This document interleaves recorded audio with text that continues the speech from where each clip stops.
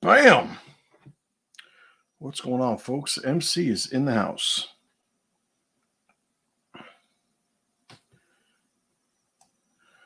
All right. Business as usual. All right, well, welcome to the Warrior Stream, the Wednesday Warrior Stream. Shortened down to Warrior Stream, so I didn't have to keep writing Wednesday on everything that I did. I appreciate you guys being here. As people jump on, let's take care of the housekeeping, as we usually do. Most relevant links are in, all relevant links are in the description, depending on where you're watching this. I'm streaming this not only to the TRIBALNOMICS YouTube page, but also the Master Chim Facebook page and the Justin Garcia Facebook page. So wherever you are, there should be in the description there, all the links. But the one thing that I always stress is going to masterchim.com for the Master Chim letter. Now, on the Master Chim letter, you're going to put your email in. I'm going to take it, and I'm going to write you an email every day. It's free, and I write about all sorts of stuff, a lot of the types of stuff that I talk about. Sometimes I can be a little bit more aggressive and forthcoming on the emails, so definitely go there because we never know when I am no longer going to be allowed to be here. All right, so what do we got here? Papa Nick, what's going on, brother, man? Up in Canada, Facebook user. Good morning, MC from Oklahoma, originally from Cypress Avenue. Oh, damn, you took a trip. Olivares, what's up, brother, man? Former high school football teammate of mine. Classmate, too, I guess. I guess we go with football first. All right, so as promised today, what I'm going to be talking about, a couple things. I'll always be answering your guys' questions towards the latter part of the stream, but I wanted to cover a recurring, talk that I've been having over the last couple of, we could argue years at this point, but maybe it's heated up as of late over the last couple of months, and that is the idea of illegal immigration and how basically illegal immigration, the conversation that should be being had has been completely side railed for the narrative that the people who are benefiting the most from illegal immigration want us to have, right? So the people who benefit the most, they want us to have a conversation about the integrity of a people.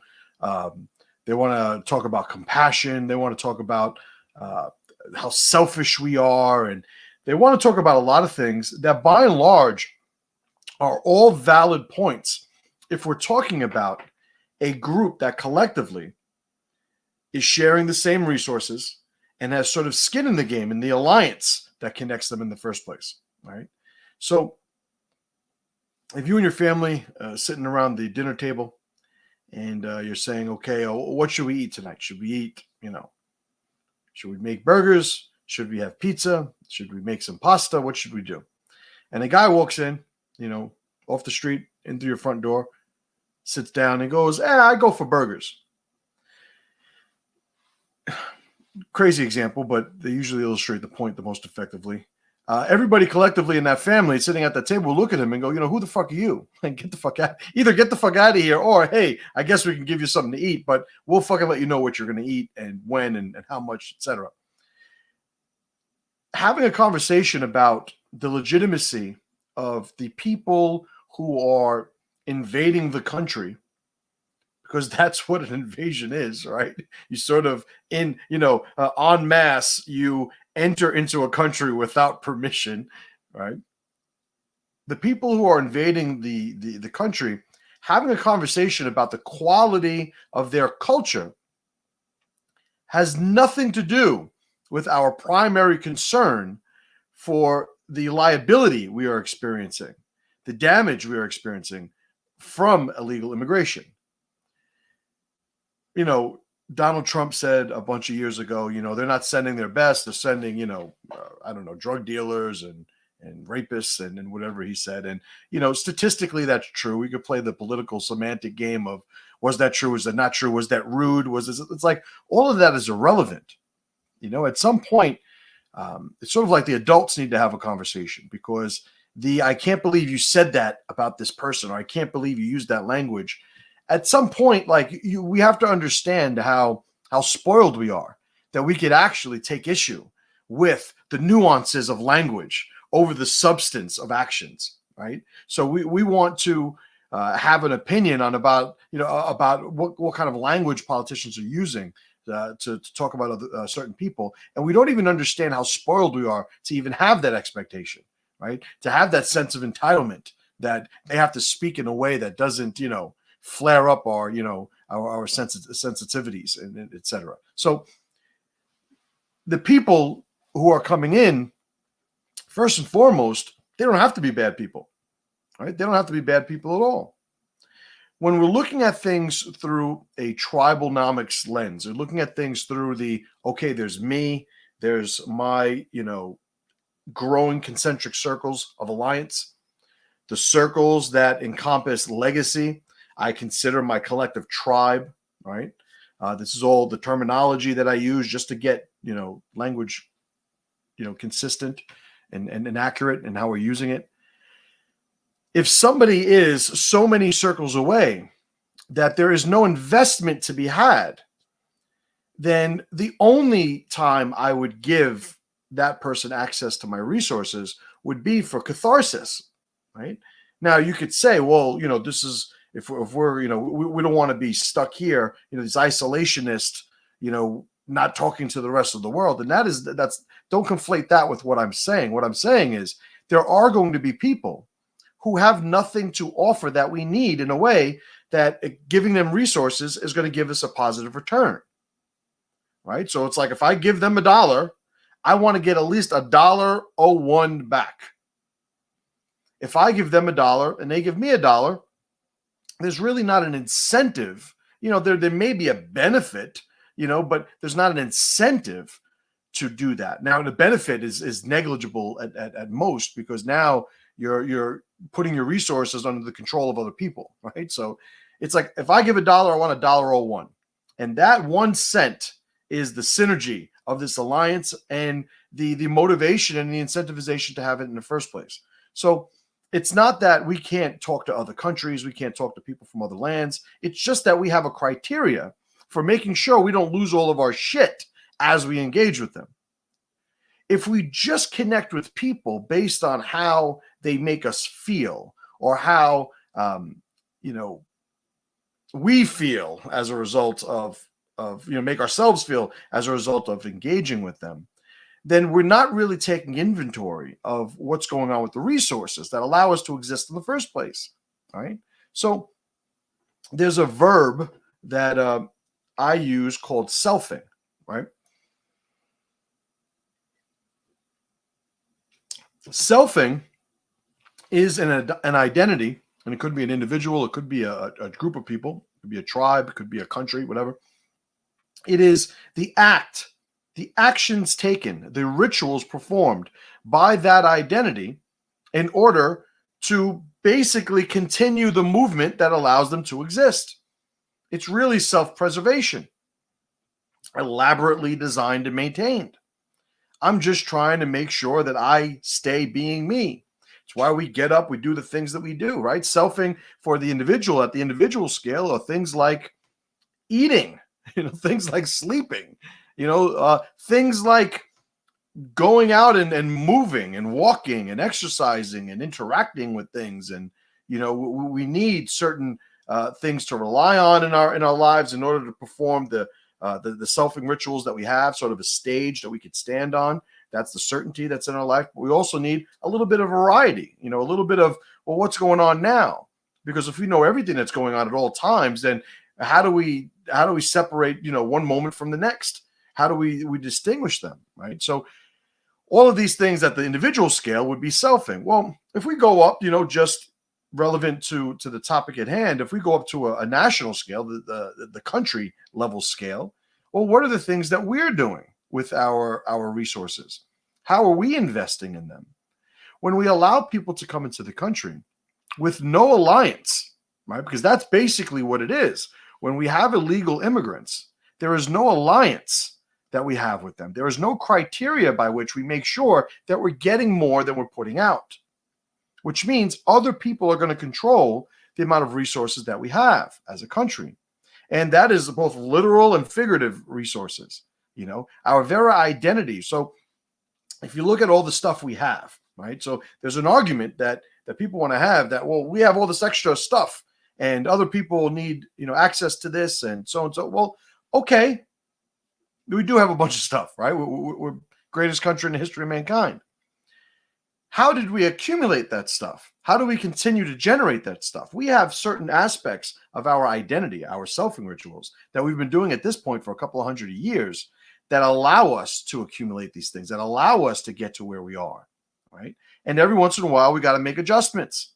Every once in a while, we evolve, we get new information, and we make adjustments. But the core idea of who we're supposed to be is what we can only give credit to for all the things that we have, all the things that we've accomplished, all the places we've gone, all the ways we've grown. Like who we are fundamentally has allowed that to happen. That is the stage that this country has been able to self with and on for the last, couple of hundred years to get to where we are. So allowing people access to the resources, and even worse, allowing them to influence how it is that we are selfing as a country, good, bad, indifferent, we have to say at a minimum that we are now going to self differently because they are not being required to adhere to our rituals. First, they're not even following the law when they're entering the country, right? So when we have legal immigration, we have the necessity that an immigrant go through a legal process.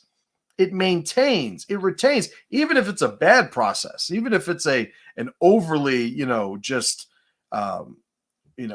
self-destructive process, even if we have the process that these people are expected to adhere to, we are keeping and we're retaining control over what criteria we set for the people entering into our tribe. There was a point where, the criteria was very high. You could only be from certain countries. You had to have basically a case of why you being here was a good investment for the country. It was basically, okay, I'm America. Why am I giving you access to my resources? And the people had some sort of position where that was concerned, or it was interpreted as being so. And so we let them in. It made sense. Well, when we drop that criteria, a couple of ways we drop that criteria is allowing people to come in and having no incentivized assimilation expectation. Like, how are we going to, why are we making all these different forms in all these different languages? How did that begin? How did that start? How did we allow people to be able to exist fully without any pressure, without assimilating into the culture they were entering into? How did they get access to our stuff? How are they allowed to live among us without ever having to be part of us?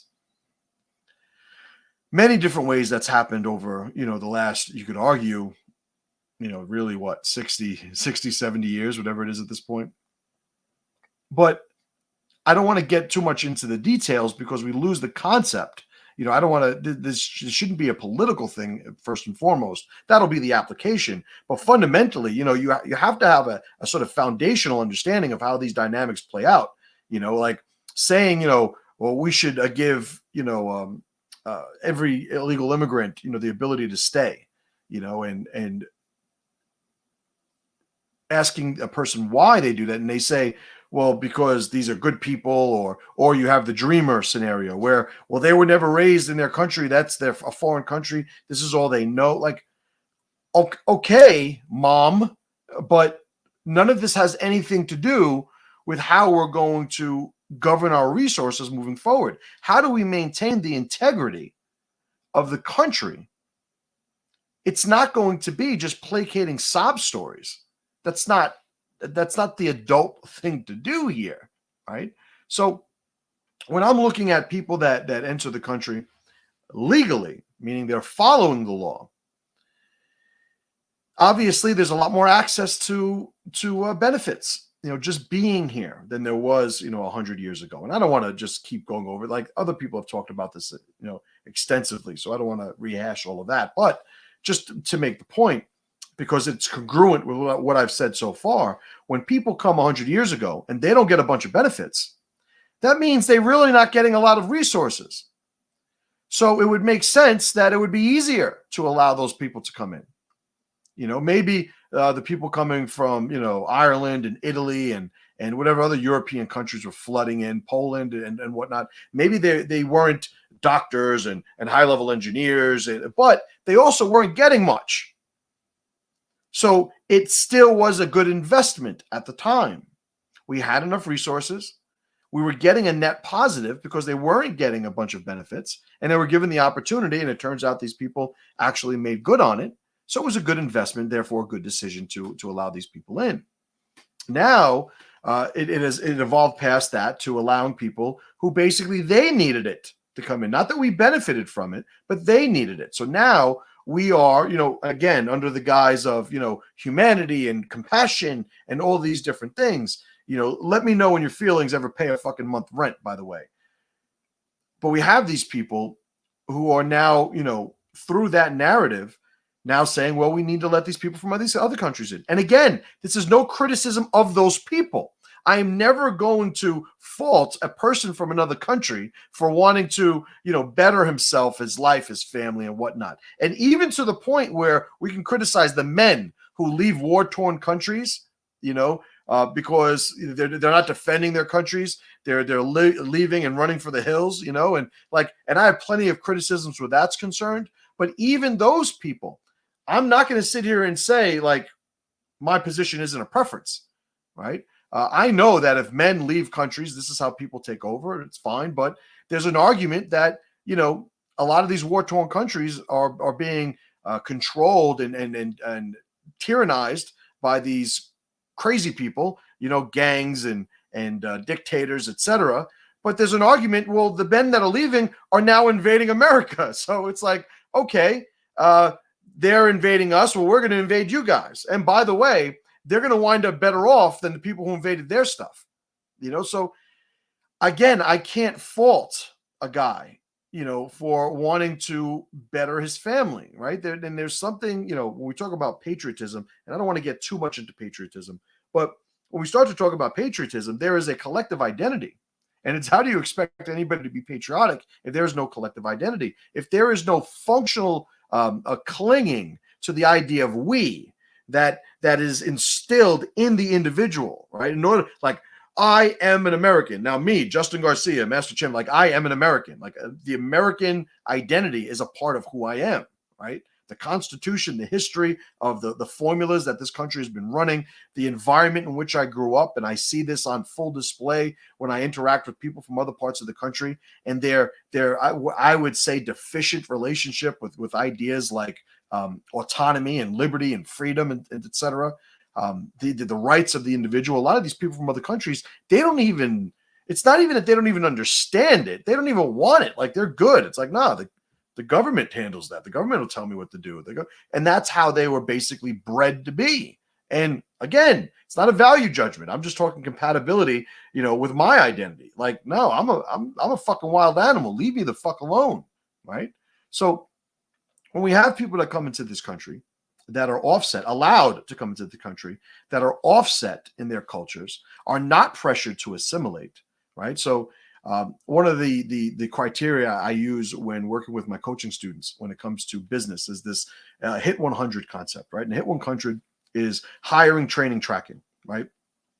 And I usually don't talk about this shit in free talks, but fuck it, it's appropriate.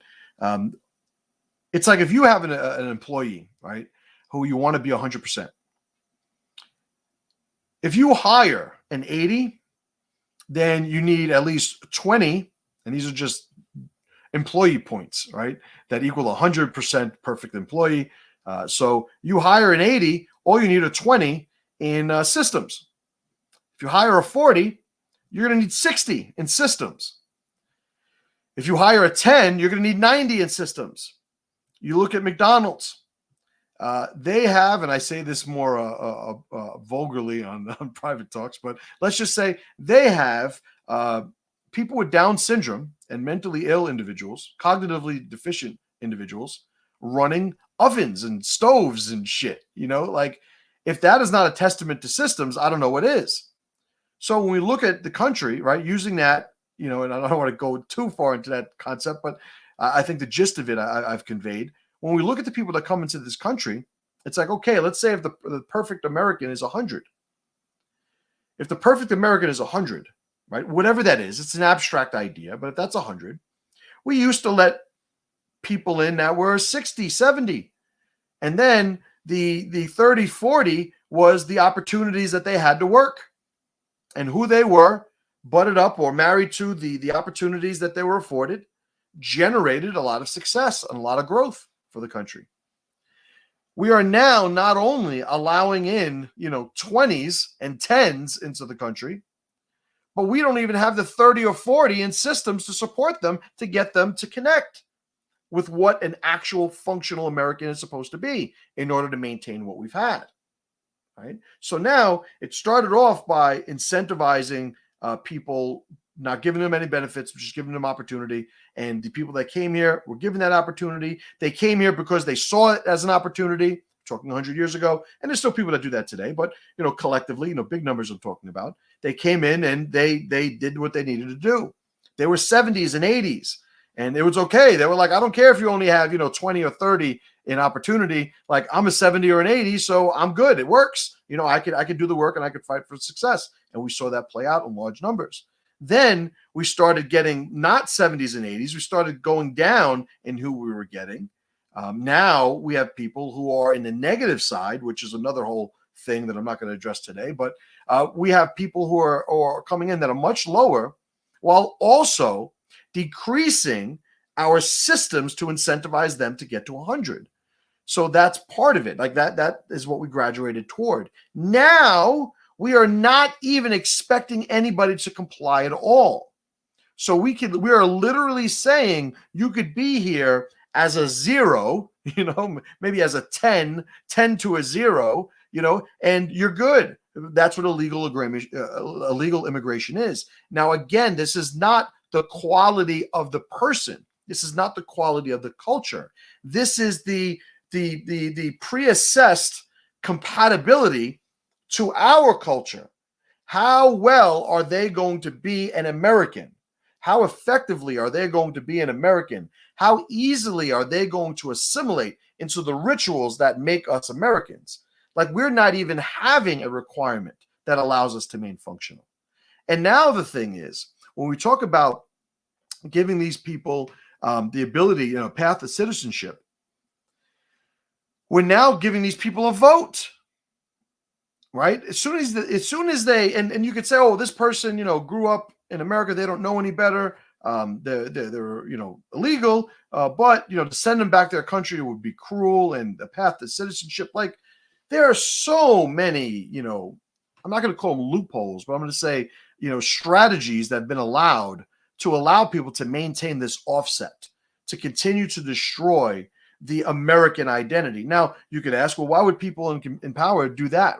Because they don't look at it as an American identity. When you have some billionaire, who has, 1,000 illegals in various, manufacturing plants or in fields doing this different work, is he really going to sacrifice his bottom line for the success and survival of the American identity? Why would he?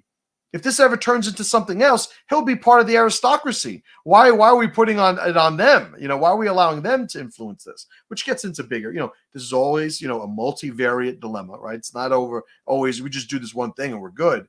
And there are plenty that, to discuss. But when it comes fundamentally to the tribal dynamics between here, when these people come here, they need to get permission, number one, because that is what makes it the official alliance. That allows us to maintain when they get access to our resources, right? The criteria by which they have to follow in order to get access to the resources. That's why immigrants must be legal. They must follow the path.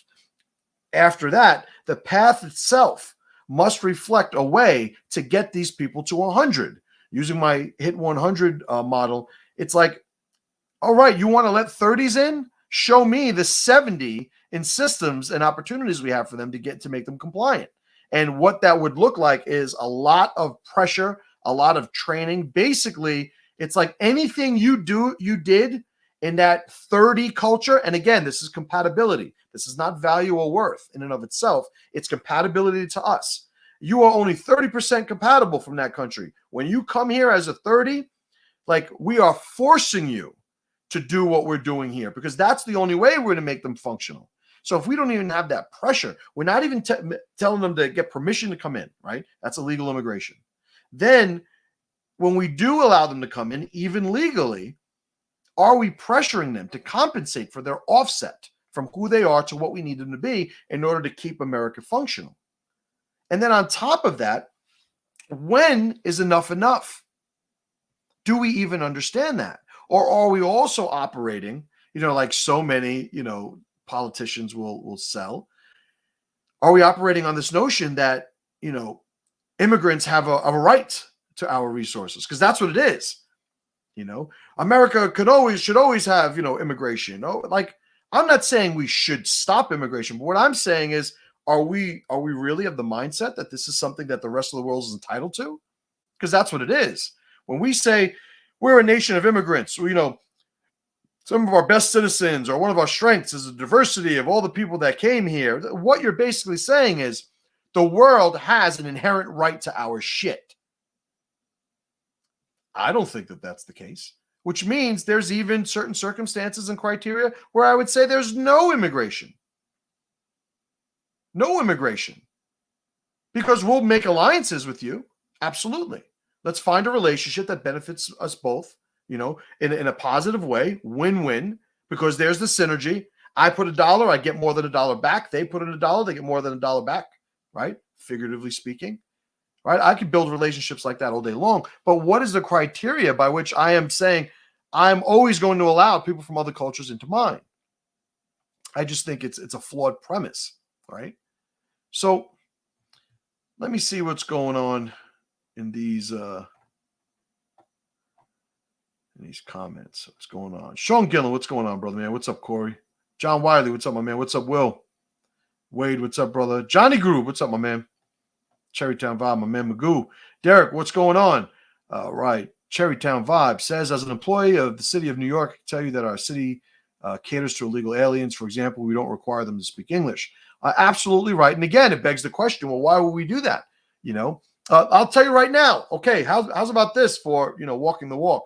My grandmother, my paternal grandmother, did not speak English. She lived here, I think, from the 60s. She moved to Puerto Rico. Never had to learn English, right? Never had to learn English. She absolutely should have been forced to speak English, and that not forced in a sense that, hey, we're going to bring you to a fucking language school and you're going to learn fucking English. But there should have been no concessions because she was allowed to exist, in the South Bronx for, I don't know, 40, 50 years, and she was fine. So what was ever the incentive for her to do that, right? And if that is the criteria we're going to have, meaning like they don't have to do anything, it begs the question, well, what are we allowing them in for? And obviously, when it comes to illegal aliens in New York City specifically, it's like, yeah, these people get a vote now. As soon as they're made citizens, they get to vote. All right. Why do we want to decriminalize, felonies and, expunge, violent felons and all that? Because then they get to vote. And who are they going to vote for? All the people that give them free shit. That's the way that works. And obviously, the arrival of low-quality immigrants and illegal alienhood started with the Immigration Act of 1965. You're damn right. You're absolutely right. That's right. Derek says, politicians want more people in for votes. Absolutely right. If they enact voter ID required, they would be singing a different tune. Closet racist. And it's funny. There's something to that when you have these people now, through social media, one of the few things that it does right. You have these people that have gone and like interviewed black people. Like, do you have an ID? And they're like, of course I have an ID. I've saw this one guy that I'm thinking of. You guys probably saw it too, where he's like, can you show me an ID? And they're like, yeah, here. Like, what are you talking about? Do you think it's hard for black people to get IDs? And it's almost offensive to even ask a black person that,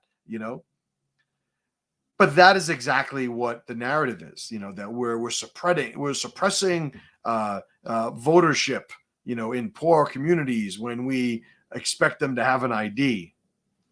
It is like we literally expect IDs for everything else. I don't believe you that is what you're arguing and believing. It's like I don't believe that is what you're saying. You just want people voting for you.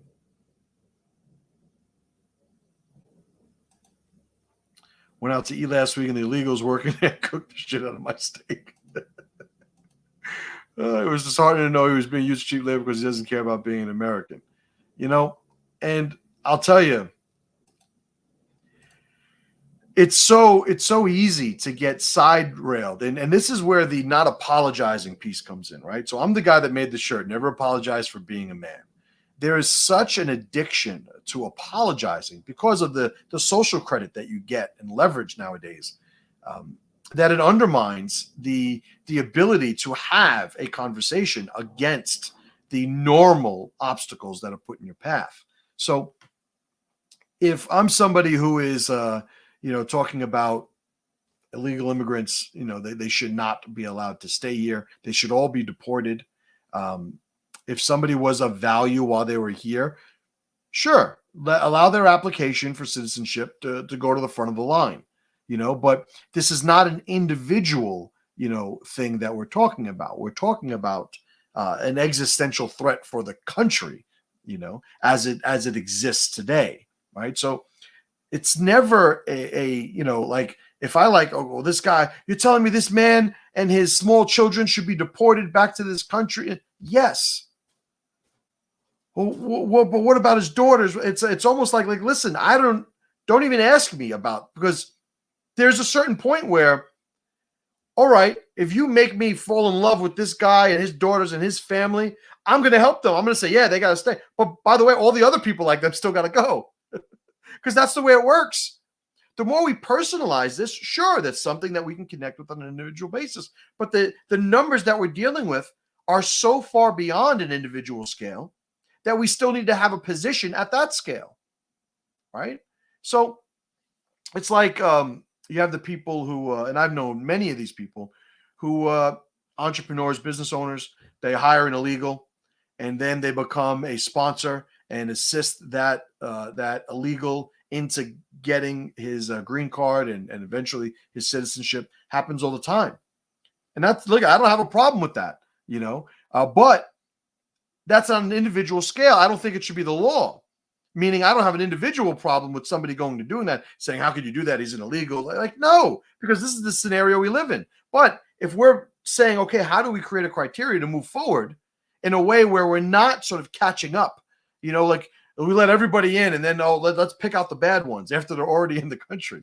That is not a sustainable formula, right? So ideally, yeah.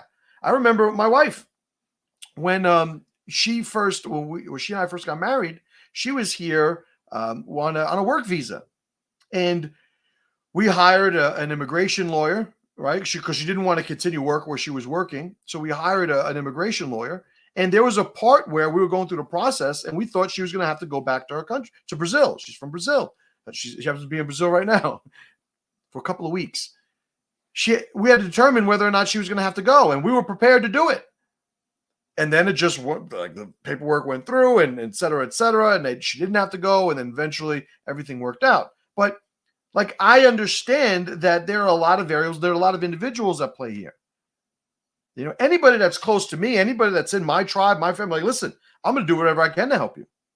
There's no point where my alliances at a country level are going to overshadow my alliances at an individual or a tribal level. It's like, hey, Uncle John's wife, Maria, yeah, she's illegal. Oh, deport that bitch. No, that's Uncle John's wife. What do you, how do we help her? How do we, that is the way it's going to operate, which is why it's not tenable to have on large numbers this strategy of let them all in and then pick the bad ones out once they're in. It's like eating a bunch of berries and some of them are poison and trying to take them out after you've eaten them. Not very good way to go about it. Right. So for me, I look at, the conversations that are happening, and so easily it's, I'm tangent, man. I made a quote today, right? And this I did because I knew it would ruffle some feathers, but it's also something that I've shared individually, many times. Society's turned into the crazy wife in need of a strong husband. Society's turned into a crazy wife in need of a strong husband. What do I mean by that?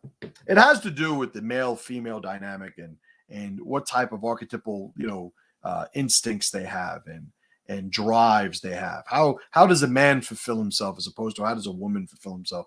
What are the roles of a husband as opposed to the roles of a wife? And I don't mean any of the aquarium remix shit, fucking Dungeons and Drag Queens that's getting played in society right now. I'm talking about naturally. I'm talking about historically, traditionally, fundamentally, biologically, however many lenses you want to put on it that make it work. You have this idea that, we're supposed to help everybody. We're supposed to nurture everybody, protect everybody. We're supposed to breastfeed everybody. We're supposed to make sure everybody's comfortable. It's a very motherly, identity. And there's a certain point where if we don't understand, if we throw pragmatism completely out, if we throw logic and reason completely out when it comes to how we're managing resources, and the behaviors that we're incentivizing, the behaviors that we're disincentivizing, the behaviors that we're allowing, like, if we don't pay attention to that, then we'll all be really, really happy right up until we collapse. And that's what will happen. And the irony, of course, being nobody will be happy because it's an unnatural, unsustainable relationship with life. It's like looking at the spoiled kid. You let a kid do whatever he wants. You don't pressure him.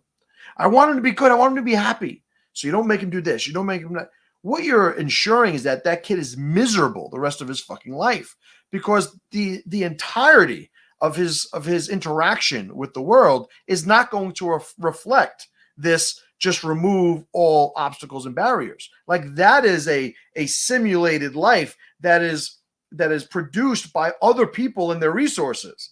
It's like a lot of people have to work hard to make sure there's a kid that grows up thinking that the world's, his oyster, and that everybody's, fucking sunshine and butterflies.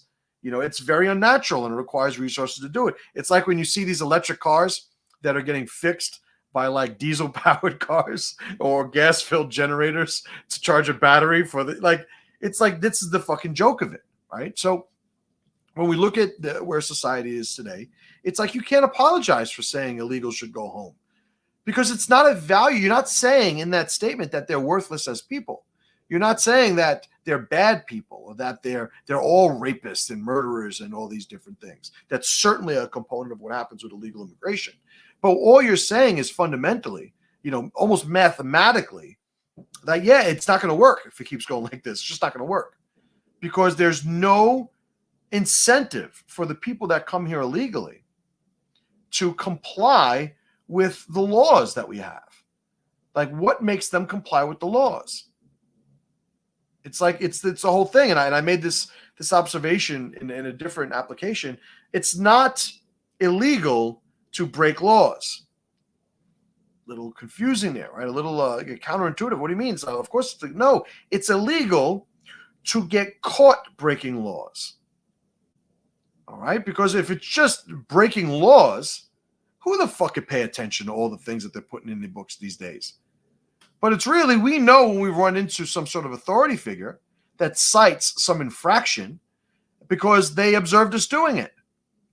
And we know that whatever they observed us doing, within reason, of course, there's plenty of times we did it and there was nobody there to observe it, and business as usual.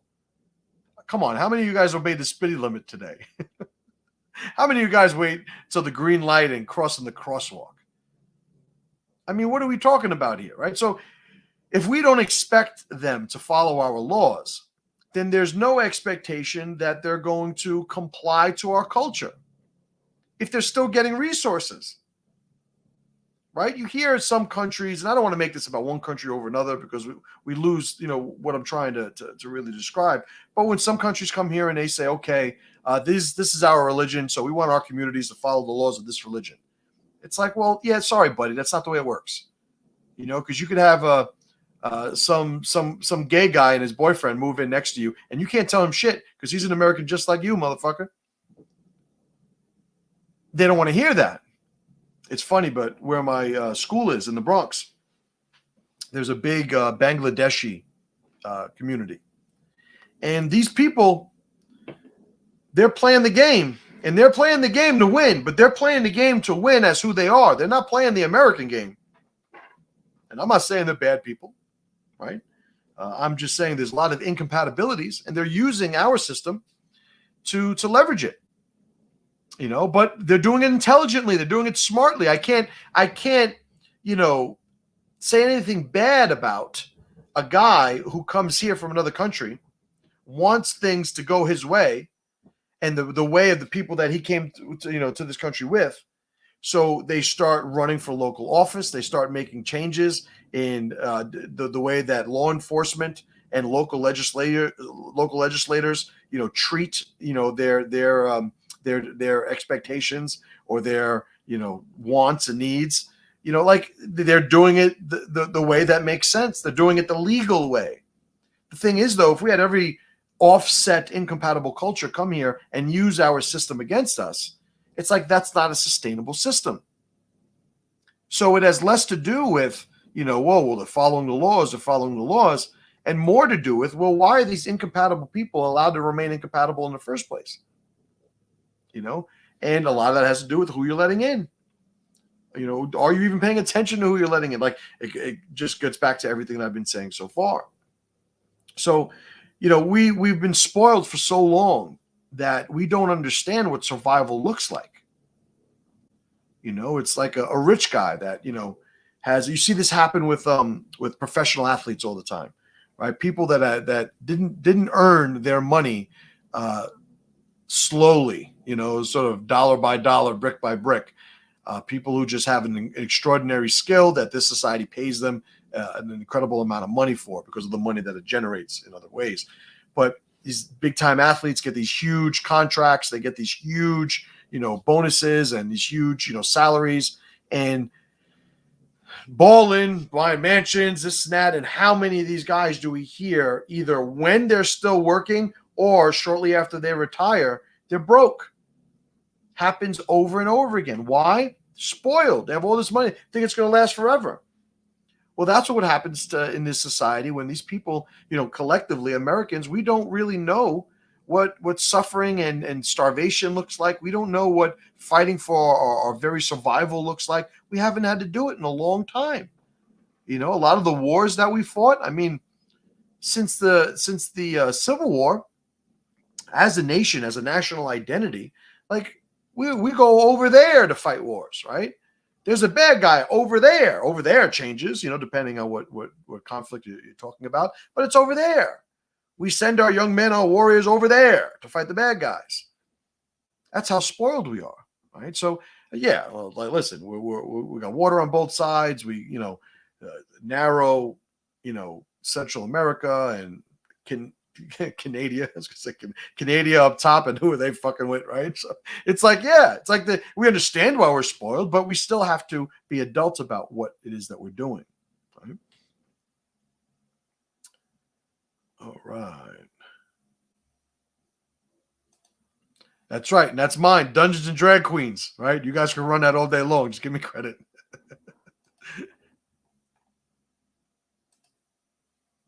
You can't let them swamp the proverbial lifeboat. That's exactly right. That's exactly right.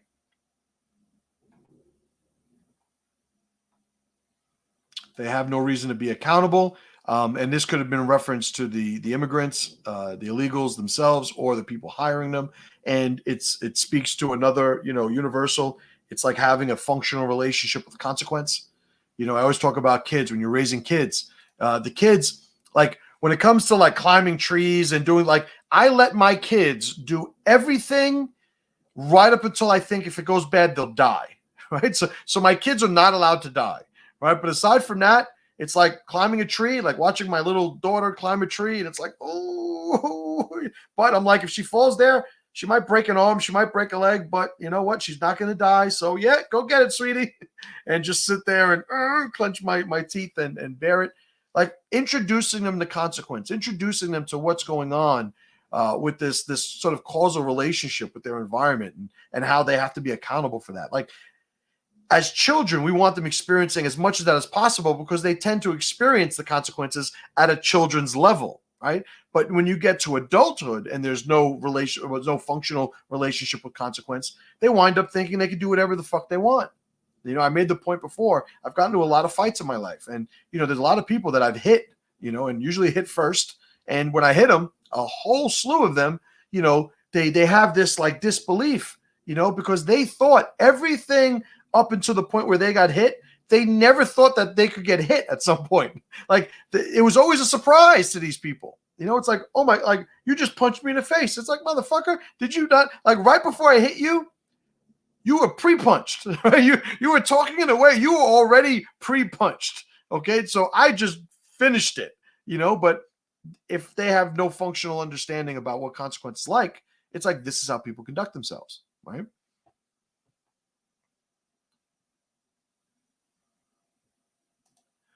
Corey says, never heard an argument against the points you've made that wasn't entirely based on emotions alone. And that's when I get into the sort of motherly, you know, identity of a lot of the people that are advocating for these things. And I'm not talking about, you know, the bad actors that are doing, you know, behind the scenes, they're following their covert missions. I'm talking about the shared narrative amongst most people. Like most of it is like, yeah, you know, but Jose is a good man.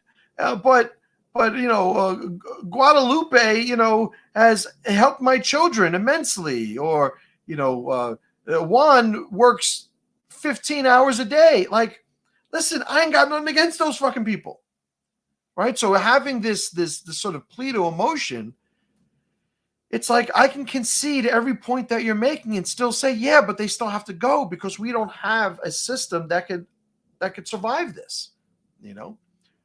But most people they want to yell, shout, argue, and you know, and you have people that are against illegal immigration, but they need to insult the immigrants. They need to, and it's like it's just emotion on the other side, which is the fulcrum fallacy, which I talk about. You know, it like this. You guys are so fucked up this way. We're just going to be equally fucked up this way, and that way we can get function, and that's not the way it works, right?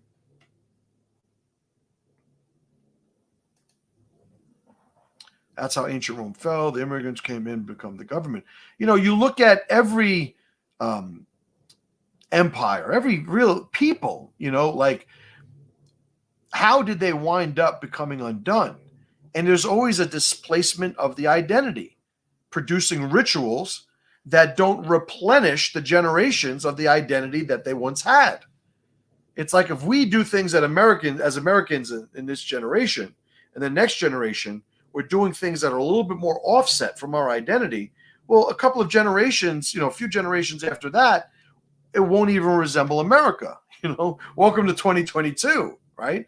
We got, you know, people dressing as the opposite sex. We've said that, you know, people of the same sex could get married and be recognized by the state as a couple, you know, which is fucking ridiculous to me. You know, like we have all these different things that when it first happened, it's like, no, what's the big deal? You know, love wins, right? Talking about the gay marriage, love wins. I know plenty of gay people. I don't have a problem with people being gay. I don't have a problem with gay people living with each other. If they want to get married, they could do it. They could have the priest of the Dungeons and Drag Queens fucking thing going on. Like, I don't care what, but to act like what you have is what a man and woman has is fucking ridiculous. And the only reason people wouldn't concede that is either because they're delusional, which enough propaganda that'll happen, or they just don't want to be mean because they think it's being mean. Well, somebody has to be fucking responsible. Somebody at the dinner table has to go, no, we're not having fucking ice cream for dinner, guys. You know, that's just the way it is. You know, all these people come to this country and they love the way it is, but they don't comply. They don't know how to comply. They're not forced to comply. By the way, it's almost, I would say, a responsibility if you have an immigrant come to this country that you pressure them into assimilating. Because obviously he knows how to be a citizen of his country. So why would we expect suddenly they know how to participate in the American culture, functionally, without us helping train them? Like, why is that, why is that a bad thing? Why is that insulting or offensive or, or racist or like, it's fucking ridiculous. It's ridiculous that we think people who have existed in a third world country their whole life come here in their 30s and suddenly, oh yeah, they're great with everything. When you look at London, the fucking machete attacks and around the country here, like this just like people pissing and shitting, in the streets, and in certain streets around America. When I was fixing my school up, right, a little over a year ago, and COVID, really fucking hit my school hard, and we had to downgrade to another location. We're fixing up this new location a couple of blocks away, and there's a little, I don't know what it's called, like a nook. I don't know, wherever the fucking front door is for my business, basically where you could stand against the rain, whatever. And nighttime, we're there working late. We have blinds on and stuff on the windows and the doors. There's some guy peeing right outside the fucking door there. I go out, I think the only reason I didn't physically assault this person is because I had this idea that I was going to get pee on me. Right? So it's like, how do you hit a guy who's got his shit out peeing? Like he's going to turn a fist like, oh, motherfucker. So I wound up just yelling, whatever. But the guy was not some vagrant, homeless person. He wasn't some mentally ill, crazy person. He wasn't a druggie. He was a motherfucker that looked like he had a job. Just coming pissing on the door. By the way, the lights were on inside. You could still tell the lights were on inside. But it's, what's the big deal? What's the big deal? It's not a mystery or a surprise that New York City decriminalized going to the bathroom in the fucking streets. Well, there's a lot of countries where, yeah, that's kind of like, well, what are you going to do? Right? So it has nothing to do with value. It's compatibility. Compatibility first. That's the only way we continue to run, according to the identity that we currently experience.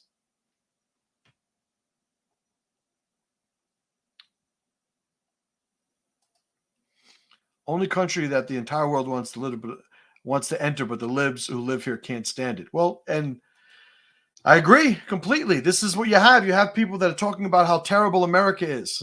This country that everybody's literally sneaking into to live here.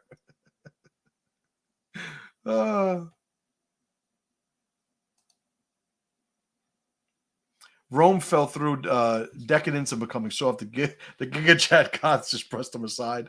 So, as with anything, when people don't understand these dynamics, and it makes sense that you get a big enough, people in number. Not everybody is going to be so connected to these dynamics at the scale at which they start to move. But this is where leadership and the structure of governance comes in. This is why I tout the value of the U.S. Constitution, because it is at this point the transcendent ally of the American people.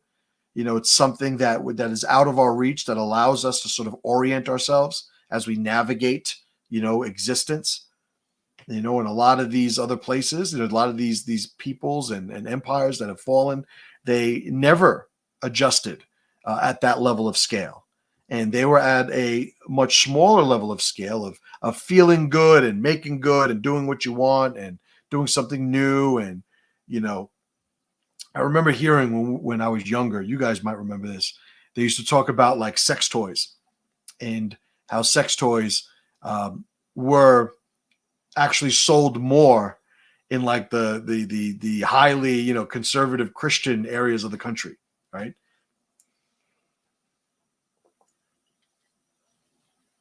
And I remember back then even thinking, and it was obviously being said like it was some sort of hypocrisy. These fucking hypocrites, they're against gay pride. They're against this, and they're ordering all these toys and stuff. My whole thing is that should be private. You know, like, what would I rather do? America order its dildos secretly in a brown paper package, or go into the local dildo store next to the mall or the McDonald's or the ice cream shop. Like, shouldn't we want them to be secret? Because, by the way, it's still America. You do whatever the fuck you want. You want to put on outfits and fucking spit and hiss at each other? Like, do whatever the fuck you want. But if we're talking about, well, how are we supposed to conduct ourselves in our alliance at a state level? Like, how do we still, I call manners the poetry of society. How do we deal with other members of our society in a way that is eloquent, it is sophisticated, it is sustainable, right? It allows us to maintain an environment that opens itself up to different levels of alliance, right? We continue dealing with each other and interacting. When we don't walk around with every iota of our identity on full display, it's like, no, we want to share what's in common. This is how we interact, Spit and hiss. You and your wife want to spit and hiss at each other in outfits. That's on you guys. That's on you guys. OMC, the Germans planned to invade us during World War II. Mexico wasn't down because the Second Amendment gives us the largest standing army in the world. Well, there's a lot of people that, it's the whole fuck around and find out, thing we've had on reserve since, the Second Amendment was codified. Like, there's just an identity of Americans. I have, plenty of firearms here, living in Pennsylvania, and being allowed to fully express my freedoms, much more so than people in other states. And when I talk to people from other countries, when I talk to people from other states, me, myself, coming from New York City, it's like, yeah, like you're outside here and you're driving around and, you're being responsible. You want to get into a road rage accident or incident.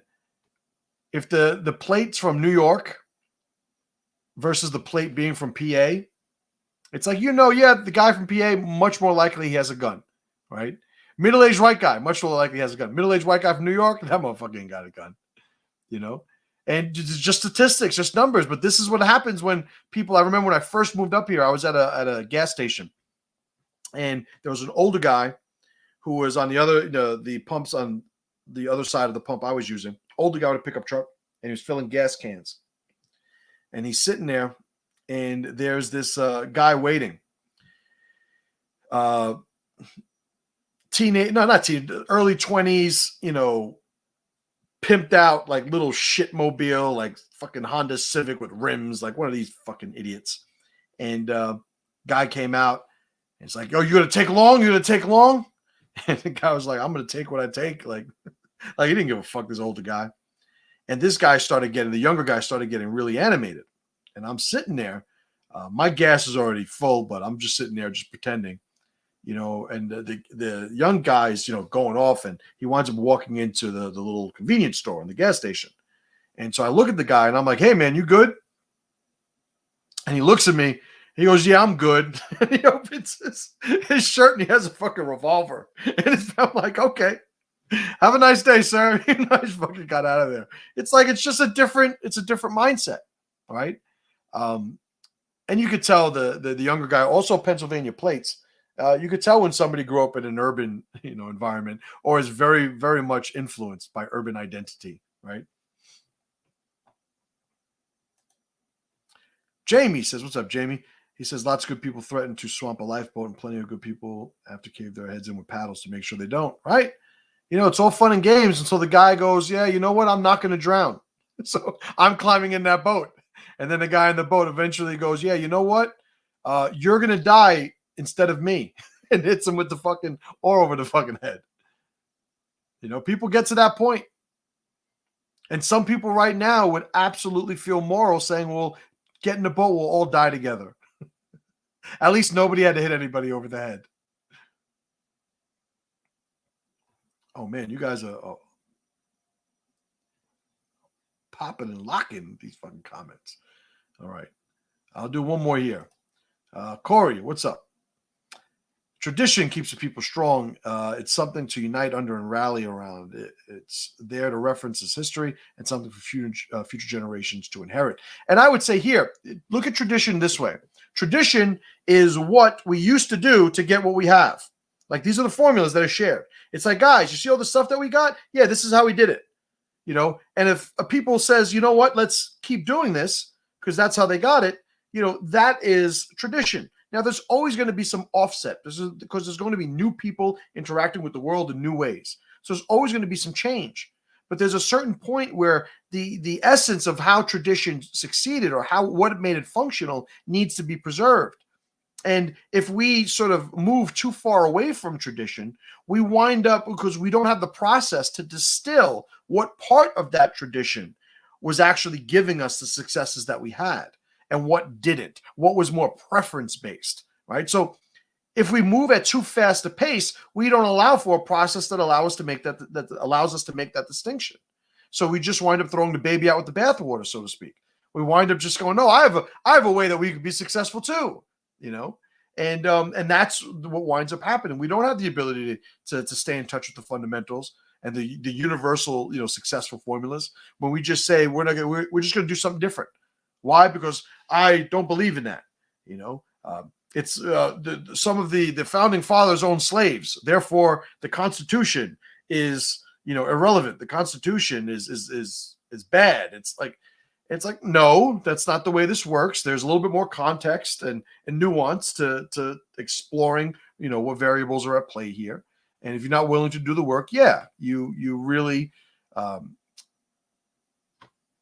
you're gambling. You know, you put up a process that has absolutely no vetting in reality, and it's just your good intentions and, I guess, you know, your ability to intellectualize what's going to happen that you're laying prey to. You're allowing yourself to live or die by. It's like, what am I going to do if every single generation we just take all of our kids and we put them in an empty country and go, okay, you guys start from scratch. You know, what we'll find is we'll find a bunch of the people who existed and succeeded in those things. You'll see a commonality. And what winds up happening when you look at a culture that doesn't separate itself from generation to generation, and it just collectively shares, you know, passes that information, you will see that those commonalities are built upon, you know, because they're preserved, right? So, I don't know. Fucking dog hair. I got a big dog. All right, guys. You guys are awesome. I appreciate you guys being here. Great talk as always. You guys know MasterChim.com, Master Chim letter. Be on the email. Get the emails. I also have a new shirt that I just made. Damn it. I probably should have prepped this. I'm going to find it, and I'm going to put the link in. Stand by. I'm opening the email today. Oh, man. I'm pretty happy about this shirt. I am pretty happy. I hope this is it. Can I put this in here?